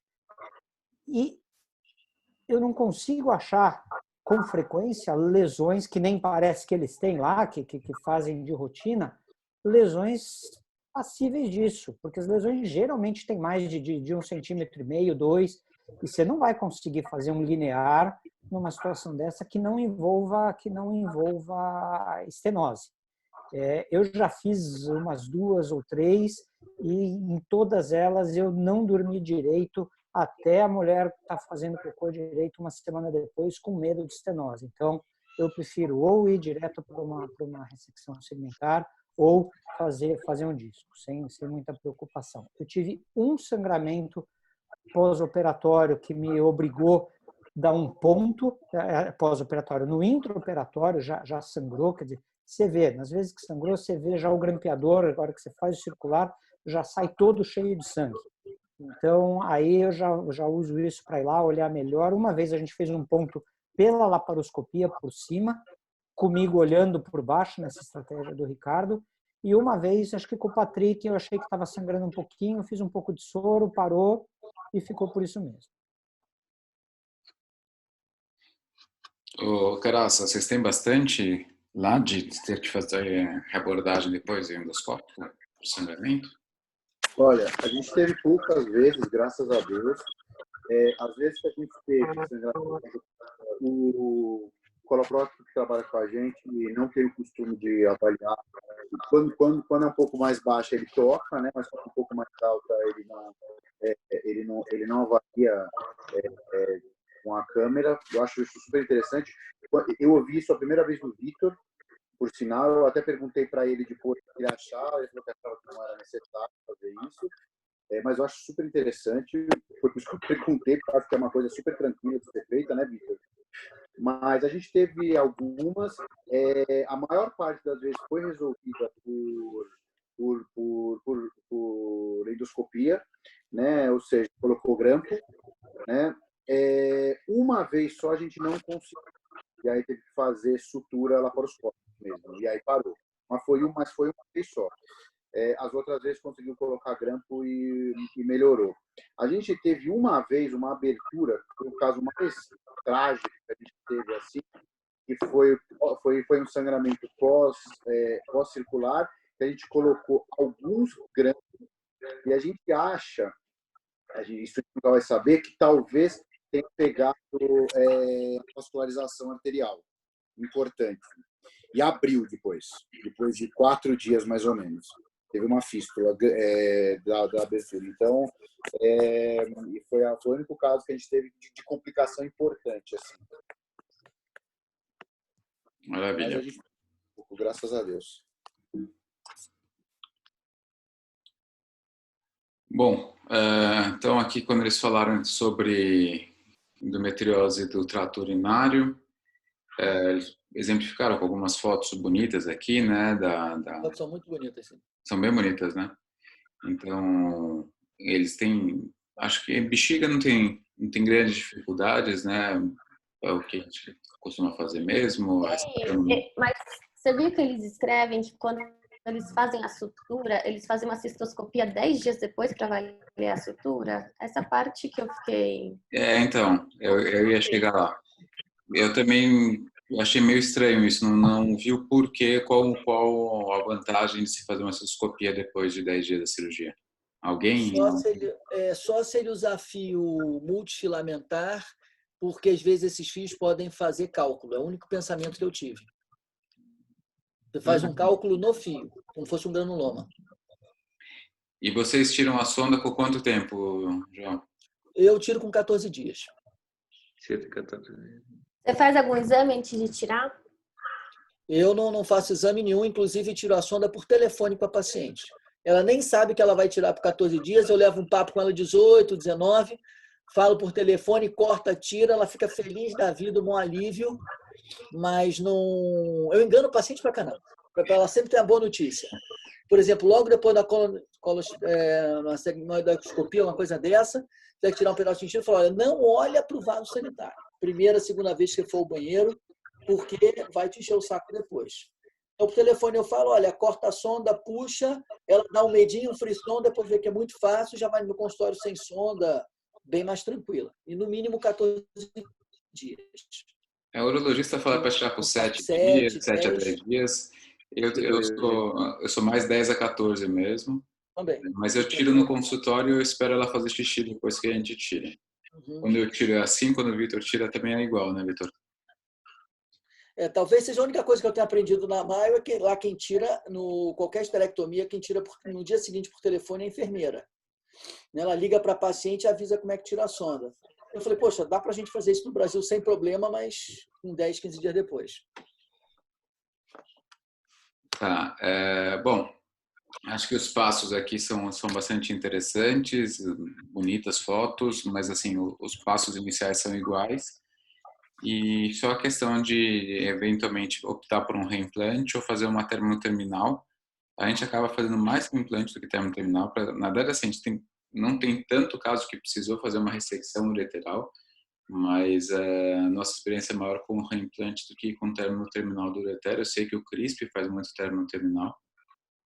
Nesse ponto, o Ciccarone tem um trabalho grande, né? Que ele reimplantou absolutamente todo mundo. Eu acho ele muito agressivo.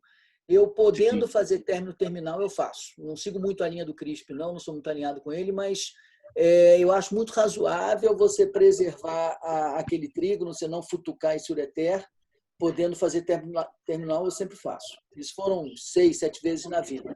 E só tem um reimplante na casuística. Eu fiquei 10 meses lá no Ciccarone e eles têm um método um pouco mais radical mesmo, tanto que em lesão intestinal eu vi um discode em 10 meses e tinha umas 3 cirurgias intestinais, umas 2 cirurgias intestinais por dia, então eles faziam principalmente segmentar, mas porque eles não tinham endoscopia, então eles tinham muito medo de ter algum sangramento. Mesmo na ressecção segmentar, eles eram um pouquinho mais radicais, eles começavam um pouco mais para cima e mexiam na mesentérica inferior, era um pouco diferente. E da parte urinária, tinha muito mais reimplante mesmo, mas assim, os casos que chegavam lá eram casos já muito mais graves, que já tinham passado por outros centros, não tinham resolvido, e tinha nefrectomia, então eram cirurgias bem maiores e com essa mais radical mesmo. Perfeito.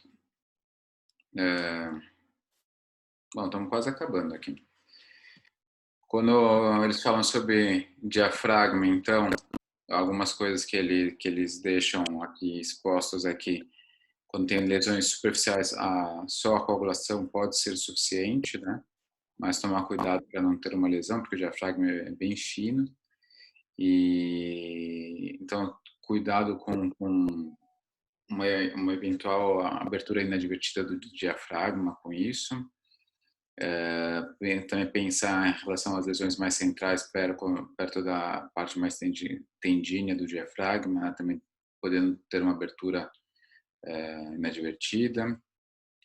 Sempre que você pensar em pneumotórax catamenial, é importante você fazer uma abordagem torácica videoassistida também, né, e tomar cuidado com lesões muito perto do nervo frênico, que eles recomendam você fazer uma abordagem com mini toracotomia, por ser mais seguro, você conseguir preservar o frênico.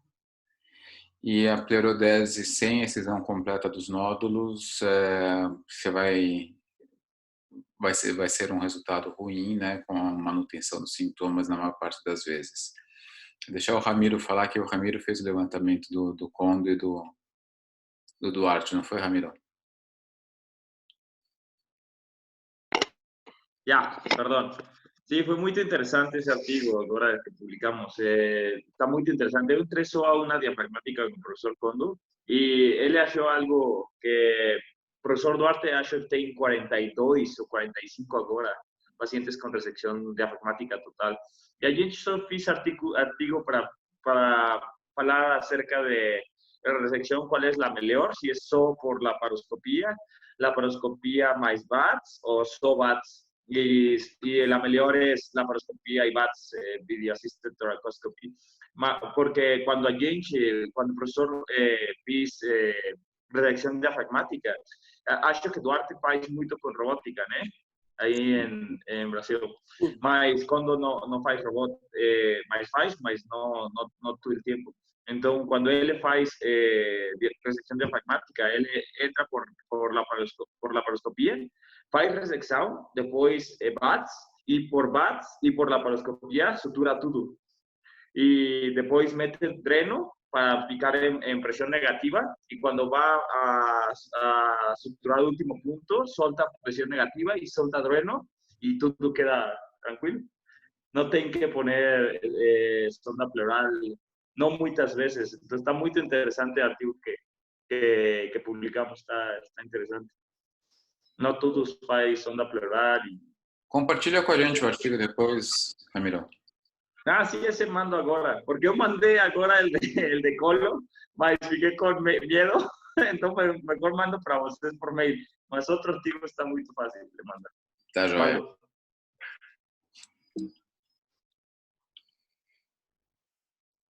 Então, ainda falando de complicações aqui, eles falam para tomar cuidado com a proximidade com o pericárdio. Teve um vídeo muito bonito do Ricardo na AGL de 2018, lá em Vegas, em que ele ressecou um nódulo de diafragma que infiltrava o pericárdio, muito, muito bonito, assim. Então, algo que poucas pessoas estariam habilitadas a fazer essa ressecção com maestria, assim, com a expertise que ele fez.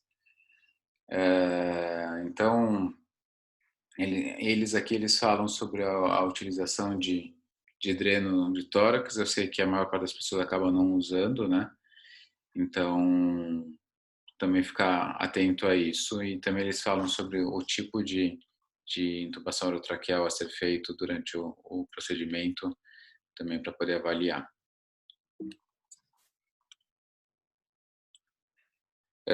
Aqui eles falam um pouquinho sobre endometriose de parede. Acho que a única coisa que é importante a gente falar aqui é sobre a abordagem multidisciplinar, porque às vezes a gente tem nódulos muito grandes que vão ser necessárias colocação de telas, ou eventualmente se vai precisar do plástico também, porque às vezes o comprometimento da pele também pode ser grande. E eles não exemplificaram com fotos esse daqui, mas eu coloquei aqui algumas fotos de um caso que eu fiz com o Vitor. Então, uma lesão, eram 2 nódulos, né, como vocês podem ver, um aqui e outro aqui, que a gente ressecou, bem grande. A gente colocou a tela, então o Vitor optou por colocar a tela por debaixo da aponeurose, né, por debaixo do músculo. Então, aqui só para ter noção do tamanho dos nódulos. Então, foi um casinho que a gente esperava que fosse tranquilo, né, Vitor? No final tinha nódulo de parametro e tinha tudo isso daí para fazer depois na barriga. Foi um estressezinho, mas ficou super bem, graças a Deus. E eles falam um pouquinho sobre pelve congelada e esterectomia. Então, a única coisa da pelve congelada é que você seguir esses tempos, né, de você começar do normal para chegar no anormal, e você começar mais alto, começar mais cranial e mais lateral para chegar medial e caudal, você acaba desfazendo essa pelve congelada, né, conhecendo bem os landmarks das estruturas, os espaços avasculares, você acaba conseguindo desfazer. Então, acho que é isso que fica de lição sobre a pelve congelada.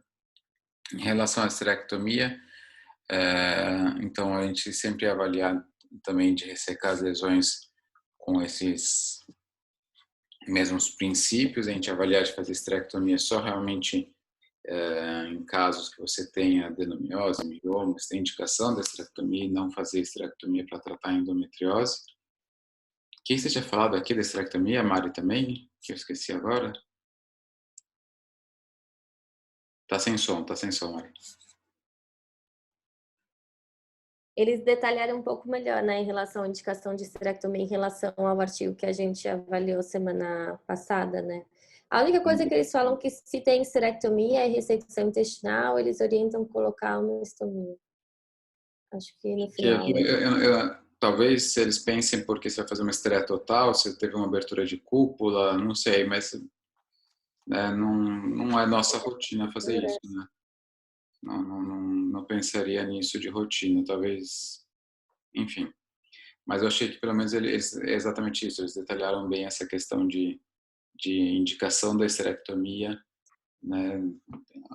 Ao passo que na semana passada o da New England foi bem pobre nesse detalhamento, né? E aí eles concluem, né, dizendo que da mesma maneira que o tratamento clínico não é para todo mundo, o tratamento cirúrgico também não é para todo mundo, que a gente tem que seguir alguns princípios e recomendações, né, e tem que ter uma equipe que realmente saiba mexer, que tem uma experiência boa para poder fazer com maestria esses casos. Acho que é isso. Tudo bem. Comentários, enquanto eu procuro as fotos aqui do... Eu acho que o artigo foi muito mais prático, ainda mais para nós que somos cirurgiões, e dando passo a passo do que a gente faz, e fiquei satisfeito de ver que a gente não faz muito diferente do que o mundo inteiro faz e preconiza, claro, com alterações específicas de uma coisa ou outra, até que é bom a gente trocar figurinha. Outra coisa, o artigo também, mas por conta de eu estar fazendo mestrado e pensar em energia o tempo todo, ele 3 vezes no artigo ele cita para você só não usar Hooke, só usar instrumentos que gerem pouco calor, hipocriticidade, quer dizer, claramente ele está dizendo que não é para usar o europeu, de forma geral, ele não gosta de uma pinça ultrassônica, né? Tesoura bipolar e ponto final, uma vez outro Hooke. E ele ainda fala um pouquinho das complicações relacionadas ao LARS, mas que realmente na nossa casuística de endometriose é muito baixa. A gente faz ressecções muito menores do que o câncer de reto. Você tem alguma coisa que você viu diferente disso, Vitor? Não, eu tinha até anotado isso daí do Lars aí. Depois eu posso até mandar um artigo que eu levantei. No dia a dia, o que eu vejo mais é problema de obstipação e não de diarreia por conta do tamanho da ressecção. Uhum. Mesmo assim, as pacientes que a gente faz uma ressecção um pouco mais baixa, elas até têm um períodozinho ali que vão ter um pouco de aceleração do trânsito, um pouco de urgência evacuatória, mas isso 6 meses acaba desaparecendo. E tem um trabalho que é isso que eu posso mandar depois para vocês, que mostra, que analisou com um questionário de LARS, que a maioria das pacientes nessa casuística já tinha sintomas de LARS antes de ser operada, por conta de fenômeno inflamatório, etc. e tal. Então, acho que fala-se muito do LARS porque é o que tem na cirurgia de câncer coloretal, mas o meu interesse de tentar entender o que acontece é o contrário, porque parece que tem mais obstipação e outros distúrbios, talvez por causa de dor, de anismo, de disfunção de assoalho pélvico, do que relacionados à extensão da ressecção. Eu vou compartilhar aqui com vocês, de novo, que só para mostrar as fotos lá da clipagem.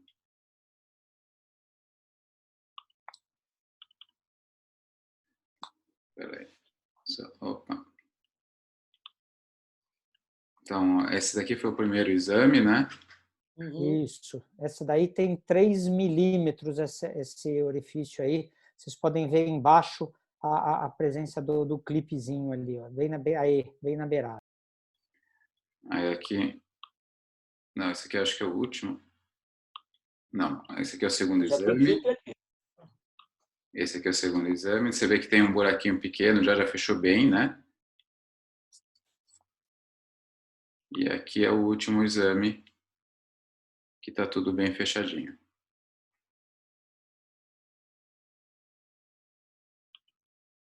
Os outros estão vendo? Porque eu estou parado na primeira figura. O meu também só ficou... Ah, só viu o primeiro? Espera aí. Estou parada na primeira. Eu vou fechar, ó. Primeiro, fechei. Segundo, vocês estão vendo? Não. Não. Não, porque você não compartilhou a tela. Ah, peraí.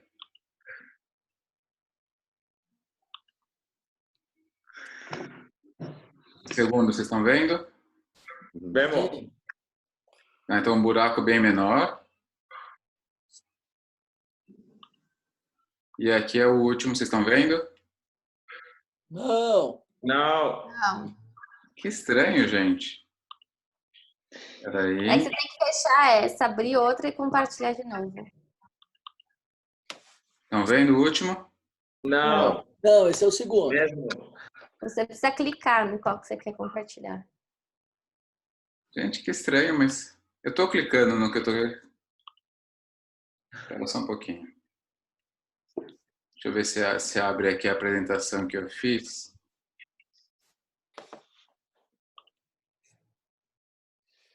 Ramiro, você está trabalhando hoje, Ramiro? Sim, agora eu tenho que ver. Mandatory paciente. Como se fala em português? Que consulta. Não é de urgência, mas que você tem que ver. Pós-operatório, rotina? Sim, não pós-operatório sim, mas que as pessoas têm, por exemplo, eu hago também obstetrícia, então é a paciente que tem contracções, então tem que estar aqui. Ah, entendeu? isso se chama chata. Sim. Chata, não é mandatório, não, é chata. Não quer ficar em sua casa. Vocês estão vendo aqui, gente? Eu mexendo ou não? Estamos. Sim. Isso vai dar certo Estou agora. mandando para todo mundo as fotos. Não vai postar foto sua, Patrick. Então, ó, esse aqui é o primeiro. Tá todo mundo vendo, certo? Não, Não. você não deu 2 cliques. Eu dei 2 cliques, gente. A Mari que é Cara, chefe de TI, aí deixa eu explicar como é que faz. Manda por WhatsApp. O Vitor tá mandando, tá mais fácil. Estou mandando. Tá bom. Deixa eu ver aqui. Ah, agora dá para ver. Obrigado, Vitor. Assim ficou fácil. Tá indo na ordem. Já estou mandando aqui que está devagar, uma por uma. Eu juro que eu estava tentando aqui.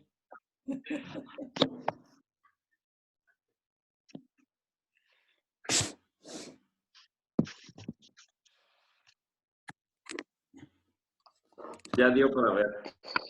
Por WhatsApp.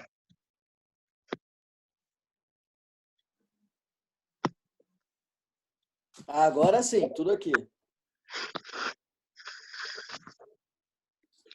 Vou mandar arquivo. Tenho aqui.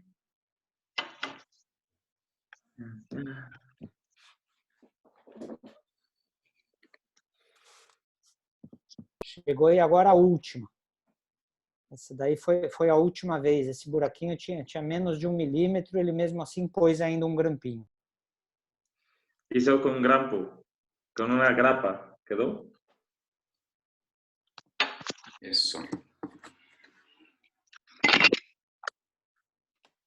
Esse tubinho, vamos dizer, maior é o grampo que eles usam, né? Você vê que na última foto tem um clipe que ficou da primeira colocação, e daí ficou esse micro buraquinho aí depois.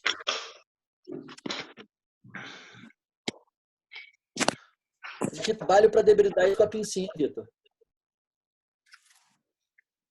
Tá sem som, Vitor. Não, assim, ele pega aquela pincinha de biópsia dele lá, e ele foi mordendo a volta ali. Para fazer granulação e fibrosar. Exato, porque quando eu optei por pedir o auxílio do endoscopista, a gente já tinha 30 dias só de drenagem percutânea. Ela tinha melhorado tudo, mas ainda vazava. Então, daí eu falei, acho que numa próxima, talvez eu seja mais precoce em chamar endoscopia e aliar a drenagem percutânea com endoscopia, mais rápido. Isso ela é internada e você segurando com antibiótico. 60 dias ela ficou internada no total. Exato.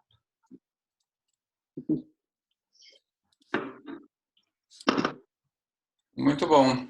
Muito bom. Muito bom. Bom, hoje foi um pouquinho mais longo, né? Hoje a gente foi quase 2 horas aqui. Mas Era acho que foi louco o artigo, né? mais... Desculpa, Mari, pode falar. Não, o artigo era louco, tinha bastante informação, mas foi ótimo. Eu acho um artigo muito mais prático para a gente, mas é claro que a opinião pública vai perguntar daquele artigo do New England, já vi que tem outras pessoas publicando sobre ele também, discutindo. E você vê que esse artigo não fala absolutamente nada de molécula, nada de gene, nada de teste bioquímico de rastreio. Fala do que a gente gosta, né? Exatamente. É algo muito mais prático e direto que a gente faz. Tá certo, gente. Só um tchauzinho final para a gente tirar foto. Oh, que bonitinho. E aí, bora curtir o final de semana em casa. Isso, eu vou cuidar da piscina, vocês vão discutir detergente. É isso aí. Isso aí. Falou, gente. Tchau, gente. Bom fim de semana. Boa Páscoa aí para vocês. Boa Páscoa, gente. Bom peso. Até mais. Bye.